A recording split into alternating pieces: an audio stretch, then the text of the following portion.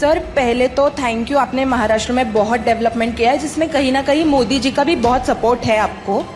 तो सर मेरा क्वेश्चन ये है कि अभी कुछ लोग बोल रहे हैं कि मोदी जी डिक्टेटर है, लाइक ध्रुव राठी। तो सर आपने उनके साथ काम किया है मोदी जी के साथ, तो आपका एक्सपीरियंस कैसा है, आपका क्या थॉट है इस चीज़ पर? नहीं, वो बहुत परिश्रमी है, 18 घंटे काम करते हैं, स्ट्रॉन्ग कन्विक्शन के हैं और देश और समाज के प्रति समर्पित हैं और उनकी अपना एक वेल डिसिप्लिन सिस्टम है। और आज उन्होंने 10 साल में जो काम किया वो जनता के सामने है।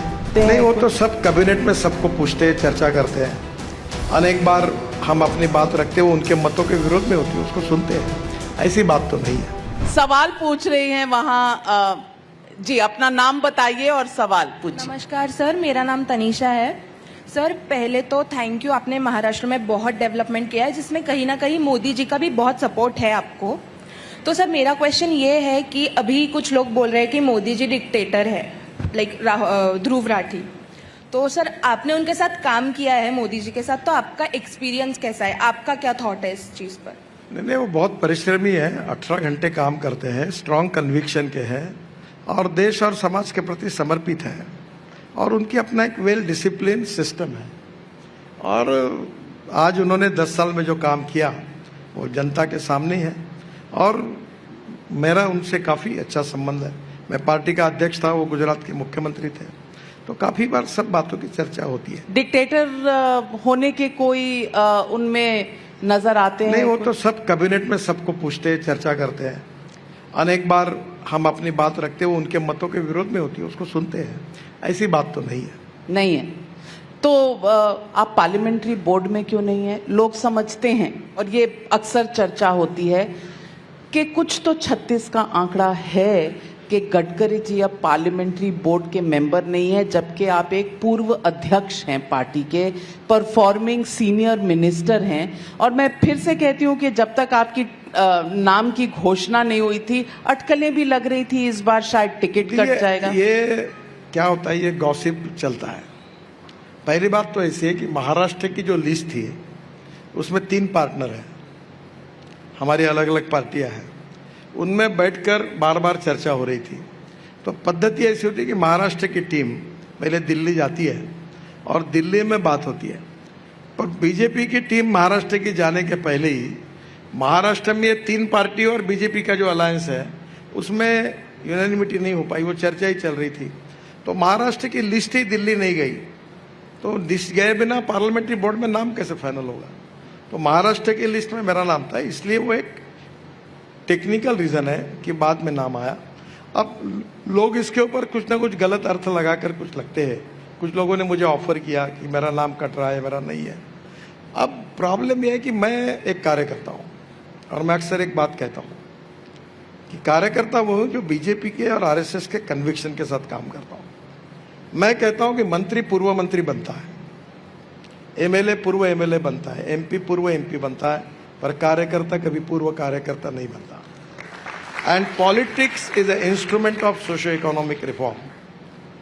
और मैंने जीवन में कभी मेरा पोस्टर नहीं लगाया, ना एडवर्टाइजमेंट छपाई, और छपाना भी नहीं मेरे को। मेरा अपने काम पर विश्वास से मैं काम करता हूँ।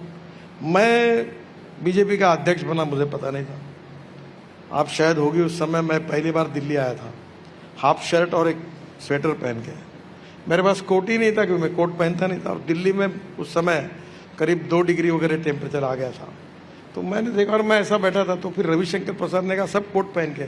तब मेरा वजन बहुत ज़्यादा था, अभी मैं बहुत कम हूँ, 135 kg था, अभी मैं 90 हूँ, 45 किलो मेरा वजन कम हुआ। तो एक सिक्योरिटी गार्ड था मोटा सा, उसका कोट पहनकर मैंने पहली प्रेस कॉन्फ्रेंस की और रात को फिर मैं गया था। तो मैंने कुछ मांगा नहीं, जो मिला वो मैंने काम किया है। कहाँ रहना कहाँ नहीं रहना ये पार्टी का अध्यक्ष का और निर्णय है। मैं जहाँ हूँ अपना काम करते रहता हूँ, मेरी किसी के बारे में कोई तकरार नहीं। मैं कुछ विजुअल्स दिखानी चाहती हूँ, ये रायपुर के हैं। एक इनॉग्रेशन था किसी प्रोजेक्ट का जिसमें चीफ मिनिस्टर थे छत्तीसगढ़ के और आप भी थे, और ये आपने शॉल पहनाया और आपके और मोदी जी के बीच में कुछ बात हुई और फिर मोदी जी ठहाके मारकर हंसे। आपने उनका हाथ पकड़ा और सर को लगाया। क्या बातचीत हुई आपके बीच में? बातचीत तो परसों भी हुई द्वारका एक्सप्रेस हाईवे पे। अब उसके फोटो नहीं है। नहीं, उसके भी फोटो उसको फोटो है, पर ऐसे वाले नहीं है कि हाथ पकड़ के सोशल सिर को मीडिया लगाना। में एक्सप्रेशंस क्या है इसके ऊपर भी लोग टिप्पणी करते हैं। नहीं, अब उन्होंने उस दिन मुझे पूछा कि ये जो द्वारका एक्सप्रेस हाईवे है, ये जो बना है, ये टोटल इसके कितना किलोमीटर है, क्योंकि वो बीच में सीएजी ने ऑब्जेक्ट 27 किलोमीटर ऑफिशियली है, पर सिंगल लेन के हिसाब से 265 किलोमीटर है। 4 लेन है, टनल्स है, ब्रिजेस है, आरओबी है। तो फिर मैंने उनको कहा कि इसमें 20% कॉस्ट भी कम हुई है, तो वो उन्होंने उसकी जानकारी मुझे पूछी थी, तो मैंने उनको बताया। तो शाबाशी दी, आपने हाथ सर पर लगाया। एक नहीं, कोई हास्य विनोद की बात होती होंगी, काफ़ी जब भी बात होती है तो बहुत मुझे मेरे कभी खाने के ऊपर वो बोलते हैं कि भाई हम लोग कैबिनेट में बैठते थे, तो अरुण जेटली और मैं, हमारे यहाँ काजू और वो बादाम रहता था, तो अरुण जेटली और मैं, हमारी जो डिशेस थी वो जल्दी खाली हो जाती थी, तो वो बोलते थे यार 2-2 डिशेस रखो इनके लिए। ऐसी भी हंसी मजाक कभी होती रहती है। आप संघ से मिलते रहते हैं, संघ का कुछ ऐसा एजेंडा बाकी है जो अभी बीजेपी सरकार को इम्प्लीमेंट करना है? मैं संघ का प्रवक्ता थोड़ी हूँ कि उनका एजेंडा, उनका कोई पॉलिटिकल एजेंडा नहीं है। आप उनके साथ अन्याय करते हो, उनका अलग एजेंडा रहता है, उनके कल्चरल और बाकी नेशनलिटी और बाकी के प्रोग्राम होते हैं। संघ बीजेपी को कभी डायरेक्ट नहीं करती, और इसलिए संघ एक सोशल कल्चरल ऑर्गेनाइजेशन है और बीजेपी एक पॉलिटिकल पार्टी है। मैं आपसे महाराष्ट्र का भी सवाल पूछती हूँ, क्योंकि महाराष्ट्र आपके रग रग में है। महाराष्ट्र में आपको ऐसे नहीं लगता कि कार्यकर्ता से ज्यादा नेता हो गए हैं? क्योंकि जो भी मिल रहा है सबको अपनी पार्टी आपको में आप शायद जो पता नहीं होगा, आजकल नागपुर से दिल्ली के लिए डायरेक्ट फ्लाइट बहुत ज्यादा हुई है। मैं आजकल मुंबई में जाना ही नहीं होता मेरा। मुंबई नहीं जाते? नहीं, कोई प्रोग्राम के जाता हूँ, दोपहर को जाता हूँ, शाम को निकल जाता हूँ। तो यानी कि अजीत पवार, एकनाथ शिंदे से मुलाकात नहीं होती? नहीं, सबसे पहले अभी अजीत पवार नागपुर आए, मेरे घर पर आए थे, एकनाथ शिंदे मिलते हैं, देवेंद्र जी कल ही रात को घर। आइडियोलॉजी का क्या होगा? हाँ, आइडियोलॉजी का क्या होगा? अभी देखिए महाराष्ट्र में जो कुछ हो रहा है वो महाराष्ट्र की टीम में देवेंद्र जी नेता है। आपका सवाल बिल्कुल सही है, पर गलत व्यक्ति को है। आज जैसे मेरा इंटरव्यू लिया, एक उनका भी ले लो और उनसे बात कर लो। यानी कि आप सहमत नहीं हैं, अनकंफर्टेबल हैं? आपके जवाब से तो यूं लगता है कि आप अनकंफर्टेबल हैं जो डेवलपमेंट्स पार्टी। मैं बिल्कुल कंफर्टेबल हूँ। हर पार्टी में, जब मैं महाराष्ट्र में लीडर ऑफ अपोजिशन था, उसके पहले मंत्री था, फिर महाराष्ट्र के पार्टी का अध्यक्ष था, फिर ऑल इंडिया पार्टी का अध्यक्ष बना, अब मैं केंद्र में मंत्री हूँ। तो जो मेरा रोल है वहाँ मेरा कार्य, मेरा कर्तव्य और मेरी जिम्मेदारी एक्सप्लेन किया है। मैं अपना काम करते रहता हूँ जो मुझे मिला है। मैं पूछना चाहती हूँ और जनता भी जानना चाहती है कि सीएए जैसा मुद्दा चुनाव से पहले क्यों? 4 साल पहले लॉ पास होता है, 4 साल बाद नोटिफिकेशन रूल्स का आता है। क्या ये पोलराइजेशन के लिए किया गया है चुनाव से पहले? ये आज सबसे बड़ा सवाल है। देखिए, ये चुनाव के लिए हुआ नहीं है, ये नेशनल इंटरेस्ट के लिए हुआ है। और मुझे लगता है कि भारतीय जनता पार्टी की जो नीतियाँ थी उसके अनुसार हुआ है।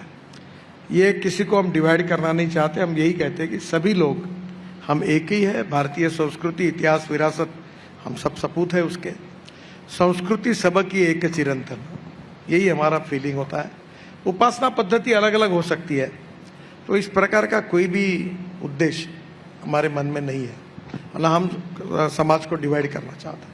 लेकिन केजरीवाल जी कहते हैं आप 1.5-2 करोड़ पाकिस्तानी ले आएंगे और क्राइम रेट बढ़ जाएगा, नौकरियां चली जाएंगी, रेप बढ़ जाएंगे। इस तरह के जो सवाल हैं उनका क्या जवाब देंगे? मुझे लगता है बहुत सी बातों को सुनना चाहिए और छोड़ देना चाहिए। आप चिंता करें। अब मुझे बताइए कि संविधान में बाबा साहेब अम्बेडकर जी ने लिखा है कि जो लोग जिनको दुनिया में कोई आधार नहीं, कोई देश नहीं, जैसे यहाँ के सिख है, बौद्ध है, जैन है, हिंदू है, अगर वो पाकिस्तान में रहते और उनको निकाल दिया तो उनका ओरिजिन हिंदुस्तान है, तो उनको यहाँ नागरिकत्व मिलेगा ही। जिनको और देशों में भी नागरिकत्व मिल सकता है वो अलग कैटेगरी है। तो मुझे लगता है कि इन सब बातों को इस प्रकार से जोड़ना ठीक नहीं है। आज हमारे देश के लोग पूरे खाड़ी देशों में कितने बड़े प्रमाण पर हमारे लोग हैं, दुबई, दोहा, कतार, अबू धाबी। अब हमारे लोग अमेरिका में कितने हैं, लंदन में कितने हैं।